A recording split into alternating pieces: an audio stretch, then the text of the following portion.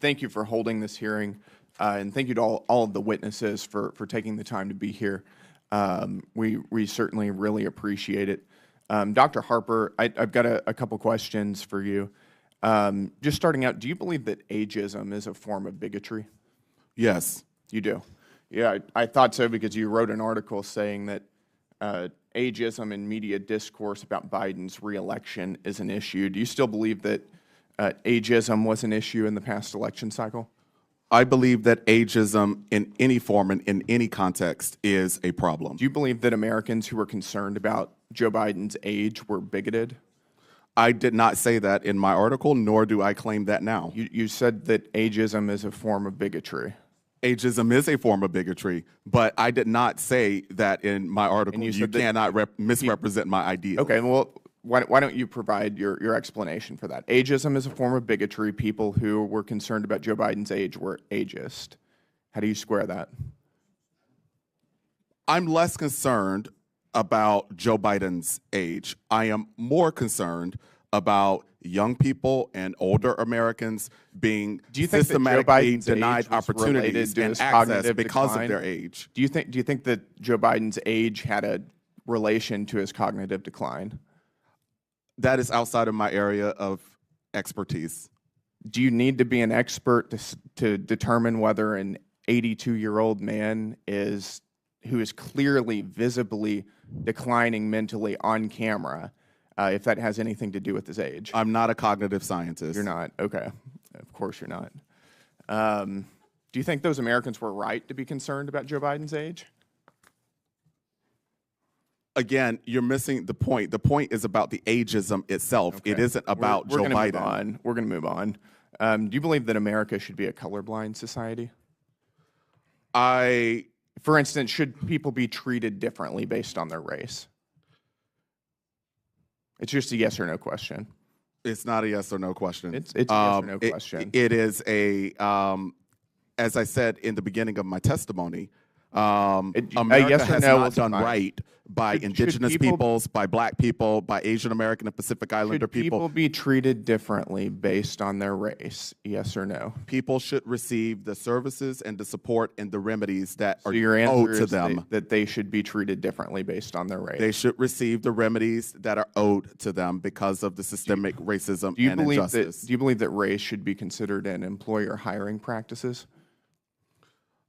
I do not believe that white people are the only qualified people for jobs. I didn't say that. Nobody said that. I asked you if race should be considered in employer hiring practices.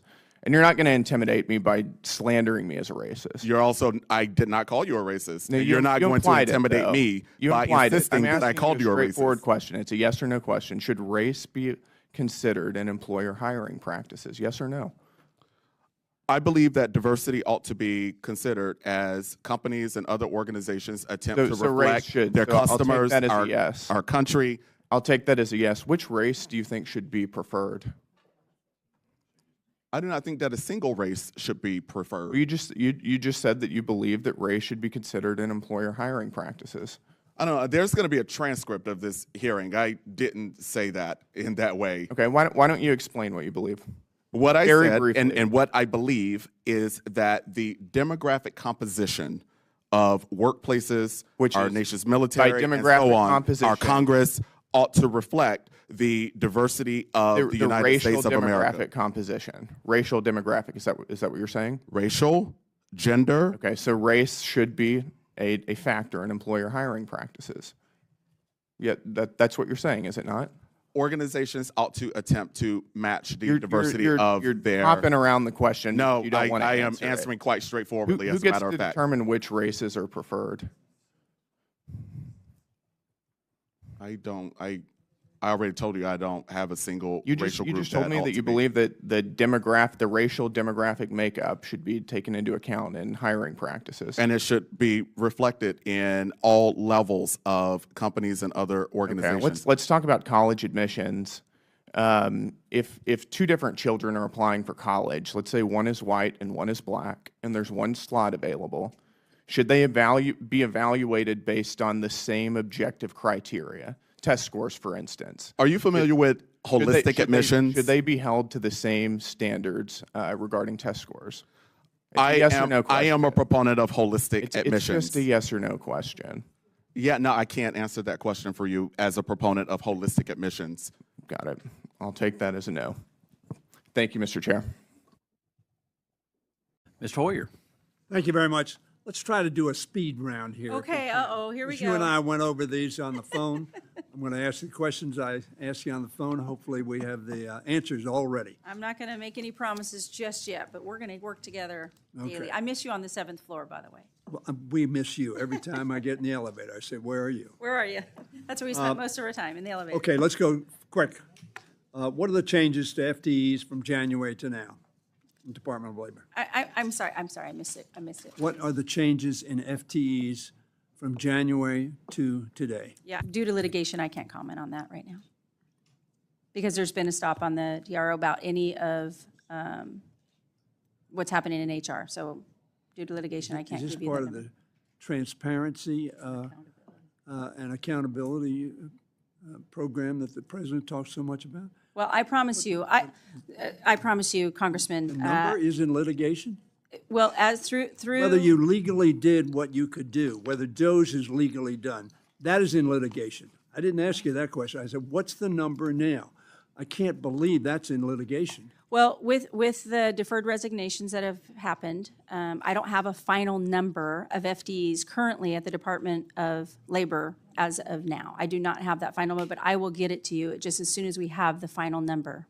Okay. Now, I asked you these questions on the phone. Yep. How many workers took the original buyout? Yeah, exactly. I don't have the exact number because they haven't all signed. It was offered to a lot through the Department of Labor, and I don't have the final number for you, but I promise you I will get it to you as soon as I have the final number because not all have decided if that's what they want to do or not. So and I will have my office brief you on it specifically. One of the things I want to know, if you have to find this out later. Sure. And I asked you on the phone, how many are still being paid but not working? Yeah, everybody who had chosen to be in the program, it was through the administration, will be paid through, I think it's September 30th. I don't know if that's right, September 30th, yes. That's correct, yes. September 30th, those who chose to do the program. That's very interesting. Those who chose, I don't know how many chose. I don't have the final number either. I really don't have the final, I'm not making it up. I don't have the final number. It was offered. Not all have signed back, and I don't have the final number. No, I didn't ask you how many were offered. Mm-hmm. How many signed up and are not working but being paid every day to do work for the American people? I don't have that final number, but I will get it to this entire committee. Well, I'm glad you'll do that, but I'm surprised because we had this phone call a week ago. Right. But it changes. So I just don't have it, but when I do, I will get it for you. Well, because people have an opportunity to take it as they go along. Madam Secretary. Yes, sir. With all due respect. Yes, sir. We had a delightful phone call. Yes, and we I gave you the exact questions I was going to ask you. Mm-hmm. No tricks. I'm not tricking you. No, you're not answering me either. How many employees were let go but asked to come back? I do not have that number for you today. We went over these a week ago. Yes. There's no point in having a conversation if we all know our time is short. If you don't ask your staff to give you these answers, this is not an opaque question. Yeah. This is a question of how many people are now working in the Department of Labor. I will get you that number when we have the final numbers in place. I don't want the final number. I want now. And that's what I asked about, now. I know you can't give me the final number because it's going to be a moving number. Yes, so may I answer this for you from my legal team? 45 days to confirm, about 15,000 DOL employees, and no one was fired and has come back. No one was asked to come back? There you go. Correct. 15,000 employees were gone? No, that's how many at the Department of Labor. Okay.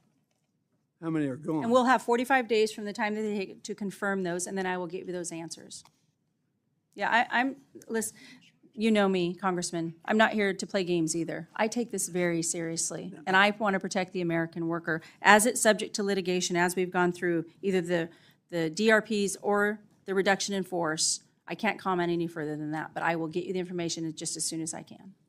To your knowledge, was there any study made for DOJ or the Department of Labor that justified the removal of those who have been removed or asked to resign? Yeah, you would ask me that and I can answer this. I don't know of any study that was done.